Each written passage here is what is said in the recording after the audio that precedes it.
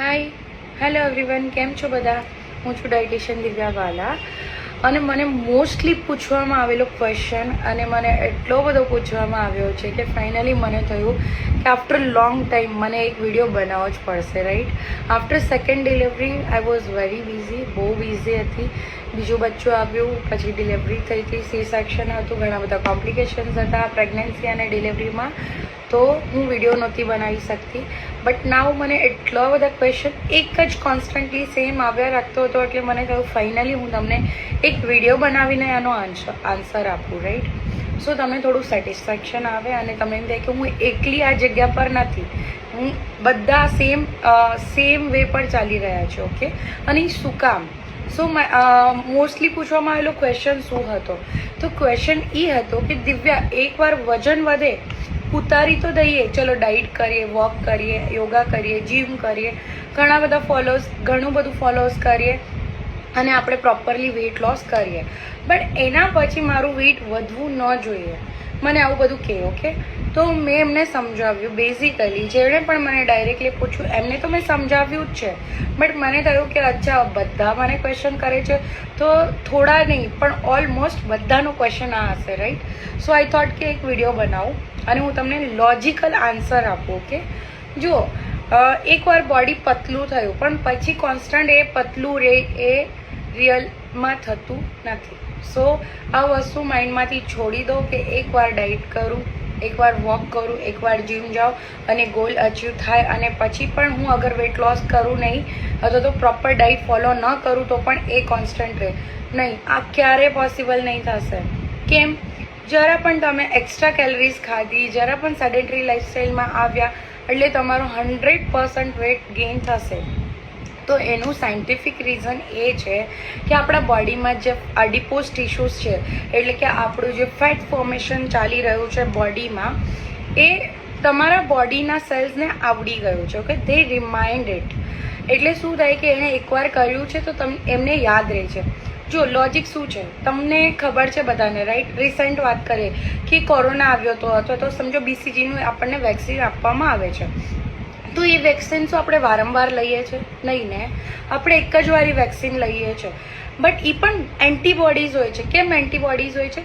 આપણા બોડીને જે ઈ સેલ્સ આપવામાં આવે છે, મતલબ એન્ટીબોડી સેલ્સ આપવામાં આવે છે, દેટ્સ વાય કે એ લોકો લડી શકે એનાથી, ઓકે? અને they got to know the formation, કે ફોર્મેશન શું છે, લાઈક કે એના સાથે કેવી રીતના લડવાનું છે ઇન અ ફ્યુચર. અગર સમજો કે કંઈ પણ વાયરલ છે, કોઈ પણ ઇન્ફેક્શન છે આપણી બોડીમાં આવે તો એનાથી કેવી રીતના લડવાનું એ લોકોને ખબર પડે, એટલા માટે વેક્સિન આપવામાં આવે. તો સમજો કે અથવા તો એક બીજું એક્ઝામ્પલ આપું કે તમારા બોડીમાં એલર્જીસ છે, ઓકે? કોઈ પણ જાતની XYZ એલર્જીસ છે. સમજો કે પીનટ્સની એલર્જી છે, એ તો મશરૂમની એલર્જી છે જે કોમન હોય છે બધામાં. તો એવું થાય છે કે તમે મશરૂમ ખાધું અને તમારું બોડી ભૂલી ગયું કે અરે મને એલર્જી હતી નહીં ને?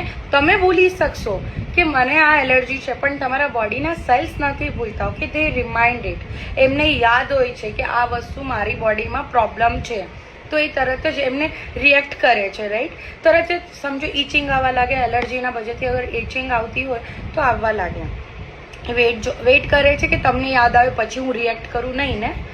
આપણને રિએક્શન બોડી પર આવવા લાગે છે ને પછી યાદ આવે છે અરે મેં તો ગલતીથી આ ખાઈ લીધું, મને તો હતી એલર્જી. તો આવી જ રીતના આપણું બોડી બધી વસ્તુ યાદ રાખે છે, ભલે તમે ભૂલી જશો. અગર જો ટચવુડ કે 100 વર્ષની જિંદગી મળે ને તો 100 વર્ષ સુધી પણ તમારા બોડીના સેલ્સને બધી ફોર્મેશનો યાદ છે, કેવી રીતના ડાયજેશન કરવું, કેવી રીતના ડિટોક્સ કરવું. બટ એના માટે જે તબક્કાઓ લેવા પડે એ તો લેવા જ પડે ને? એ જ રીતના તમારા બોડીને એકવાર જો અગર ફોર્મેશન કરતાં આવડી ગયું ફેટનું, ઇટ મીન્સ કે તમારી બોડીમાં ફેટ બનાવતા એકવાર એને આવડી ગયું એટલે 100% એ એક્સ્ટ્રા કેલરી મળી એટલે ડેફિનેટલી એ ફેટ વધારશે, એટલે તમારો વજન વધશે. જો એનું લાઈવ રીઝન અને મતલબ કહેવાય ને કે રિઝલ્ટ મારા પર જોઈ લો તમે. હું એકદમ સ્લિમ ફિટ હતી, but in between my pregnancy there was lots of complications, okay? હું ફૂલ્લી એકદમ સ્વેલન અપ હતી, પૂરી સોજેલી હતી 9 મહિના માટે. અને એના પછી મતલબ સેકન્ડ ડિલિવરી 6 સેક્શનથી થઈ, ફર્સ્ટ પણ મારી C સેક્શનથી હતી. તો આ બધા કોમ્પ્લિકેશનના લીધે હું 100 કિલોની થઈ ગઈ હતી. છતાં પણ વધ્યું ને. એઝ એન આમ અ ડાયટિશિયન હું આટલા લોકોનું વેટ લોસ કરાવું છું, છતાં પણ મારું વજન વધ્યું.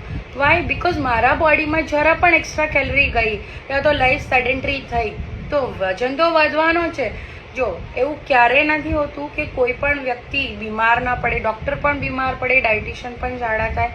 તો સમજો બધાને બધું જ ખબર હોય, નોલેજ હોવા છતાં પણ આ વસ્તુ થાય છે.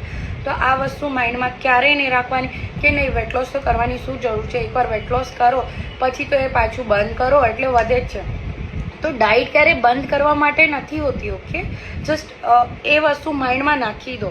ડાયટનો મિનિંગ શું છે? હેલ્ધી ખાવાનું. ઓલવેઝ તમારે ફોકસ રહેવાનું છે તમારા ગોલ પર. જેટલું જરૂર છે શરીરને એટલું જ ખાવાનું. એક્સ્ટ્રા ખાવાની જરૂર જ શું કામ છે આપણને? જેટલું ખાઓ છો એક્સ્ટ્રા. સમજો પાર્ટીમાં ગયા, બર્થડેમાં ગયા, કંઈ પણ વોટ એવર XYZ રીઝન તમે બહાર ગયા છો, ટ્રાવેલ કરો છો તો તમારું એક્સ્ટ્રા ખવાઈ ગયું. તો ઓલવેઝ ધ્યાનમાં રાખો કે થોડું વોક કરો જ્યારે પણ પોસિબલ છે. જેટલું એક્ટિવ થઈ શકો છો એટલા એક્ટિવ રહો. અને પછી જ્યારે બેક ટુ તમે જ્યારે પણ શેડ્યુલ આવો તો જેટલી જરૂરત છે એટલું ખાઓ અને એને ડિટોક્સ કરો. સો આ તમારી લાઈફસ્ટાઈલ રહેશે 100% અને ઓલ ધ ટાઈમ. જો અગર તમે જરા પણ આગળ પાછળ કર્યું તો તમારું વેઇટ વધશે જ, ડેફિનેટલી વધશે. એવું કોઈ જાદુની છડી છે જ નહીં દુનિયામાં કે એકવાર તમે ફેટ લોસ પાવડર લીધો, કોઈ પણ XYZ કોઈ પણ મેડિસિન લીધી, કોઈ પણ પ્રોટીન પાવડર લીધા, વેટ લોસ કર્યું અને પછી તમે સમજો કે છોડી દીધું તો એ વેઇટ વધશે જ. કારણ કે તમે પાછા તમારી બેક ટુ લાઈફમાં જાઓ છો. જે તમે વેઇટ વધારે હતું ત્યારે જે ખાતા હતા અને જેમ કરતા હતા એમ જ તમે કરો છો તો પછી વેઇટ વધવાનું છે. તો પ્લીઝ આવું નહીં કરો. ઓકે, બી માઇન્ડફુલ. જ્યારે પણ જમો એટલીસ્ટ તમારી એટલું માઇન્ડમાં હોવું જોઈએ કે તમારી પ્લેટમાં સારું એવું પ્રોટીન, હેલ્ધી ફેટ્સ અને તમારું એકદમ હેવીમાં મીલમાં પ્રોપર હેલ્ધી અને હેવી ફાઈબર હોવું જોઈએ. Okay, that's comes from the veggies. So it means કે તમે જે પણ જમો ને એમાં સૌથી વધારે વેજીટેબલનું પ્રમાણ હોવું જોઈએ. ત્યારે તમારો વધેલો વેટ ઘટાવેલો વેટ ક્યારે પાછો નહીં આવશે. અગર આ નહીં કર્યું ક્યારે પણ ફોલો, ઓલ ડે વોક નહીં કર્યું યા તો કંઈ પણ યોગા એક્સરસાઇઝ નહીં કરી તો ડેફિનેટલી વજન વધશે. કોઈ પણ દુનિયાની તાકાત નથી કે આ વજન ન વધારે. આવું હોતું જ નથી. હા, મેટાબોલિઝમ તમારું એકદમ સુપર ફાસ્ટ છે તો હોઈ શકે એવું થાય, પણ એ લોકો ક્યારેય જાડા જ ના થાય. ઓકે, સો એવું રિલે થઈને નહીં બેસવાનું કે એકવાર વેટ લોસ કરું તો પછી કરવાની જરૂરત ના પડે. ના, એકવાર વેટ લોસ કર્યો છે મતલબ તમારે ઓલવેઝ ધ્યાનમાં રાખવાનું છે because your body knows the formation of fat, how to build it. કેમ એડિપોઝ ટિશ્યુઝ વધારવાના, કેમ ચરબી વધારવાની, એ તમારા બોડીને એકવાર આવડી ગયું એટલે એ થશે. એઝ અ ડાયટિશિયન હું પણ ડાયટ કરું છું. હું 100 કિલોની હતી આફ્ટર ડિલિવરી અને આજે હું 80 કિલોની છું. તો અગર હું પણ આ સેમ સિચ્યુએશનમાં છું ઇટ મીન્સ કે મને પણ બધું નોલેજ છે. ઓકે, બટ સમ હાવ ક્યારેક સિચ્યુએશન ખરાબ થઈ જાય છે તો આપણે એ વસ્તુ નથી કરી શકતા. પણ જ્યારે તમે એમાંથી રિલીફ થાઓ, જે પણ સિચ્યુએશન હતી એમાંથી બહાર આવો, એના પછી તમારે આ કરવું બહુ જરૂરી છે. એટલે તમે કોઈ પણ એક્સક્યુઝ નહીં આપો. હા, જેન્યુઅન રીઝન છે, I can understand, but excuse નહીં આપો.